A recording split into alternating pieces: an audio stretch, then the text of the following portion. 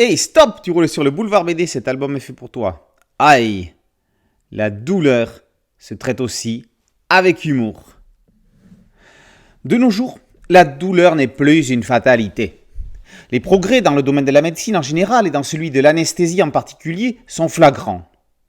Même si toute intervention médicale n'est pas garantie avec zéro douleur, on n'atteint pas les niveaux de ce qu'ont pu subir les patients d'autrefois, et même d'il y a quelques années.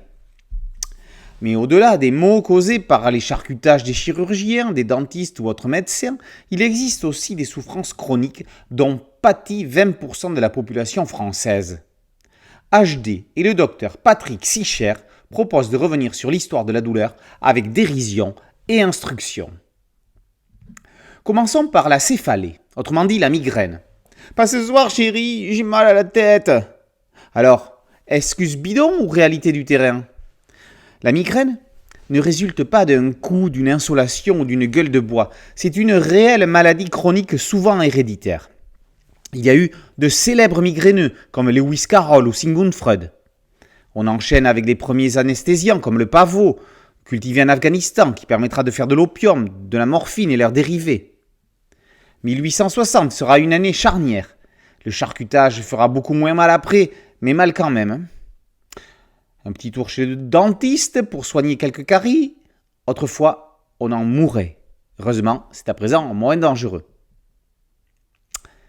Connaissez-vous le syndrome du membre fantôme ? C'est lorsqu'une victime d'amputation souffre d'une partie du corps qui ne l'a plus. On apprend là qu'un simple jeu de miroir peut faire des miracles. On va parler de fibromyalgie, la perturbation de la fonction douleur au niveau du cerveau et de la moelle épinière, puis de mal de dos, de mal au derrière et de mal aux pieds. Marcel Hippocrate, algologue, médecin de la douleur, rien à voir avec les algues, sert de fil rouge à ces histoires de souffrance à mourir de rire. Il y a comme une surveillance bienveillante de l'esprit de Gottlieb sur cet album qu'il n'aurait pas renié et qu'il aurait été fier de présenter lui-même dans Flûte glaciale. Le docteur Patrick Sicher a impulsé les situations qui ont permis à HD, ex-manipulateur en électroradiologie, qu'on se le dise, on l'ignorait, de mettre en scène les histoires de cet album. HD est au meilleur de sa forme. Il s'offre une récréation instructive et jamais didactique. Aïe, comme son sous-titre l'indique, la douleur se traite aussi avec humour. Avec HD et Sicher, elle se soigne aussi avec talent. Un album mine de rien atypique comme on en fait peu. Aïe, la douleur se traite aussi avec humour par HD et Sicher et paru aux éditions Flûte glaciale. Boulevard BD, c'est un site dédié, un podcast audio et une chaîne YouTube. Merci de liker, de partager et de vous abonner. A très bientôt sur Boulevard BD. Ciao.